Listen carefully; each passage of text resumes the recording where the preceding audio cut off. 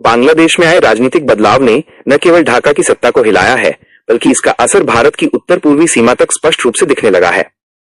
एक समय आपसी विश्वास और सुरक्षा सहयोग के कारण अपेक्षाकृत स्थिर माना जाने वाला ये क्षेत्र अब फिर से अनिश्चितता के घेरे में है। म्यांमार में जारी गृह युद्ध, खुली सीमा, अवैध हथियारों की तस्करी और घुसपैठ ने मणिपुर और मिजोरम जैसे राज्यों में तनाव बढ़ा दिया है। इसी परिवेश में भारत की सामरिक जीवन रेखा माना जाने वाला सिलीगुड़ी कॉरिडोर और भी संवेदनशील हो गया है। लगभग 22 किलोमीटर चौड़ाई वाला ये संकरा भूभाग यदि बाधित हो जाए तो भारत के 8 उत्तर पूर्वी राज्य मुख्य भूमि से कट सकते हैं। इसीलिए आज सभी का ध्यान इसी क्षेत्र पर केंद्रित है। क्या भारत वाकई जोखिम में है? यहाँ भूमिगत रेल मार्ग बनाने और आपातकालीन स्थिति में राजमार्ग को ही रनवे में बदलने की योजना क्यों आगे बढ़ाई जा रही है? आज की इस विशेष प्रस्तुति में हम इसी विषय का विश्लेषण कर रहे हैं। हाल ही में बांग्लादेश में देखी गई राजनीतिक अस्थिरता ने भारत के लिए नई सुरक्षा चुनौतियां पेश की हैं। अतीत में मैत्रीपूर्ण संबंधों के कारण भारत का उत्तर पूर्व काफी हद तक सुरक्षित था, लेकिन अब परिस्थितियां बदलती दिख रही हैं। भारत विरोधी समूहों द्वारा बांग्लादेश की धरती का इस्तेमाल किए जाने की संभावना बढ़ गई है। दूसरी ओर म्यांमार के संघर्ष ने सीमा पार अपराध और अवैध गतिविधियों को बढ़ावा दिया है, जिसका सीधा असर भारतीय राज्यों पर पड़ रहा है। भारतीय मीडिया के अनुसार भारत को कमजोर करने के लिए प्रॉक्सी वॉर, छद्म युद्ध की रणनीति अपनाई जा रही है। दावा किया जाता है कि सीधे युद्ध के बजाय विद्रोही समूहों या कट्टरपंथी तत्वों को आगे कर अंदरूनी अस्थिरता पैदा करने की कोशिश की जा रही है। विश्लेषण ये है कि परमाणु शक्ति संपन्न राष्ट्रों के साथ प्रत्यक्ष युद्ध जोखिम भरा होने के कारण ऐसे अप्रत्यक्ष रास्ते चुने जाते हैं। सिलीगुड़ी कॉरिडोर, जिसे चिकन नेक भी कहा जाता है, ऐसी रणनीतियों के लिए अत्यंत संवेदनशील बिंदु है। अगर यह 22 किलोमीटर की गर्दन रुक गई तो उत्तर पूर्व का मुख्य भारत से संपर्क टूट सकता है। भारत अक्सर आरोप लगाता रहा है कि पाकिस्तान की खुफिया एजेंसी आईएसआई और चीन की सुरक्षा एजेंसियां बांग्लादेश और म्यांमार क्षेत्र का उपयोग कर अस्थिरता फैलाने की कोशिश कर रही हैं। बांग्लादेश के वर्तमान राजनीतिक माहौल और बढ़ती कट्टरपंथी सोच ने स्थिति को और जटिल बना दिया है। अतीत में वहां की सरकार ने भारत विरोधी संगठनों पर लगाम लगा रखी थी, लेकिन अब उल्फा जैसे कुछ समूहों के फिर से सक्रिय होने के संकेत मिल रहे हैं।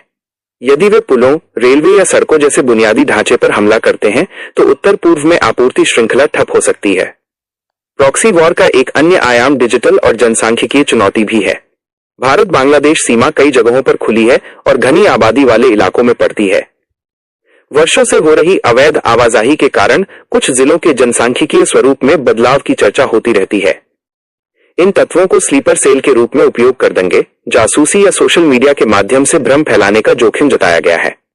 विश्लेषणों के अनुसार उत्तर पूर्वी क्षेत्र की स्थिति वर्तमान में एक ज्वालामुखी की तरह संवेदनशील बनी हुई है। म्यांमार से होने वाली ड्रग्स और हथियारों की तस्करी ने आंतरिक सुरक्षा पर अतिरिक्त दबाव डाला है। इसी कारण सिलीगुड़ी कॉरिडोर को ट्रिपल थ्रेट, तेहरा खतरा क्षेत्र भी कहा जाता है। इस छोटे से भूभाग से राष्ट्रीय राजमार्ग, मुख्य रेल नेटवर्क और पेट्रोलियम पाइपलाइन एक साथ गुजरते हैं। यदि इनमें से किसी एक संरचना को नुकसान पहुंचता है तो परिवहन, सैन्य रसद और ऊर्जा आपूर्ति एक साथ प्रभावित हो सकती है।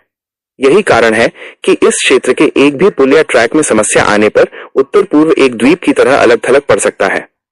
नेशनल हाईवे 27 उत्तर पूर्व तक पहुंचने का प्रमुख मार्ग है। युद्ध की स्थिति में सेना की आवाजाही इसी रास्ते से होती है। रेल मार्ग दैनिक यात्रियों और माल की ढुलाई करता है। विशेष रूप से सीमा पर तैनात सैनिकों के लिए राशन और सामग्री पहुंचाने का काम इसी लाइन से होता है।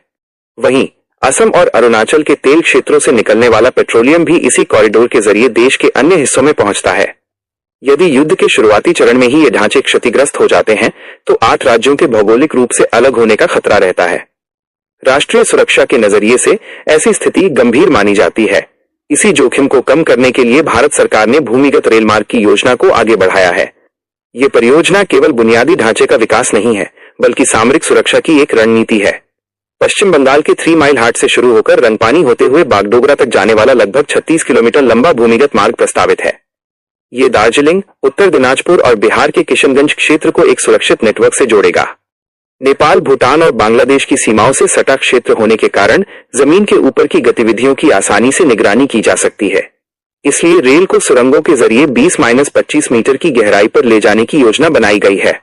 अत्याधुनिक टनल बोरिंग मशीनों का उपयोग कर इसे इस तरह बनाया जाएगा कि सतह पर कोई असर न पड़े। इसमें high speed optical fibre, automatic signalling और इलेक्ट्रिकल ट्रैक्शन सिस्टम लगाया जाएगा।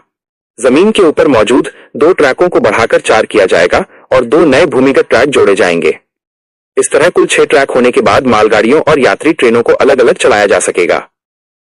सामरिक दृष्टि से यह बागडोगरा एयरफोर्स स्टेशन और बेंगडुबी जैसे सैन्य केंद्रों के लिए भी मददगार होगा। यदि हवाई हमले में ऊपरी ढांचा क्षतिग्रस्त हो जाता है तब भी भूमिगत मार्ग संपर्क बनाए रखेगा। लेकिन रणनीति यहीं तक सीमित नहीं है। उत्तर पूर्व को सुरक्षित बनाने के लिए एक बहुआयामी सुरक्षा ग्रिड तैयार किया जा रहा है। कहा जा रहा है कि चीन के साथ संभावित 2 मोर्चों 2 फ्रंट वॉर के तनाव को देखते हुए जल, थल और नभ तीनों क्षेत्रों में समानांतर तैयारी चल रही है। इसी संदर्भ में आपातकालीन लैंडिंग सुविधा वाले राजमार्गों का निर्माण किया गया है। 14 फरवरी को प्रधानमंत्री नरेंद्र मोदी को ले जा रहा भारतीय वायुसेना का सुपर हरक्यूलिस विमान असम के डिब्रूगढ़ में मोरन बाईपास सड़क पर सफलतापूर्वक उतरा था। सामान्य समय में वाहनों के लिए उपयोग की जाने वाली यह सड़क संकट के समय रनवे में बदली जा सकती है। सिलीगुड़ी क्षेत्र में हो रहे ये निर्माण कार्य केवल विकास परियोजनाएं नहीं है, ये भारत द्वारा देखी जा रही संभावित सुरक्षा चुनौतियों की प्रतिक्रिया है।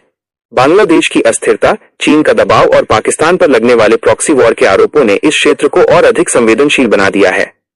आज की प्रस्तुति में हमने इसी जटिल भू राजनीतिक स्थिति पर चर्चा की। आपको यह विश्लेषण कैसा लगा?